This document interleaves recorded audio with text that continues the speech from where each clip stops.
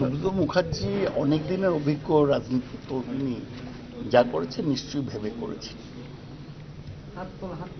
কিন্তু ইতিমধ্যেই মোটামুটি মানে রাজ্যপাল নিয়ে বলেছেন যে যা বলেছেন উনি যে মন্তব্য করেছেন সেটা রাজ্যপাল হিসেবেই করেছেন। আপনি কি মনে করেন যে উনি ওনার কনস্টিটিউশনাল পজিশন সেটাকে উনি টপকে গিয়ে করেছেন না? উনি ওনার রাজ্যপাল তো বলেছেন উনি যা ঠিক মনে করেছেন বলেছেন। সুব্রত মুখার্জি অভিজ্ঞ রাজনীতিক, তিনি যা ঠিক মনে করেছেন করেছেন। অন্য দুজন লোকের বিতর্কের মধ্যে আমি আর আপনার কি মত? আপনার আমার এ ব্যাপারে কোনো মত নেই। আজকেই কে বলেছে আজকে আমি দেখলাম সুভাষ কাশ্যপ আছেন, তিনি একজন সাংবিধানিক বিশেষজ্ঞ।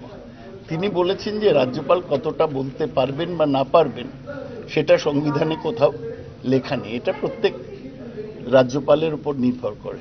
আমার মত এই সুভাষ কাশ্যপের মত।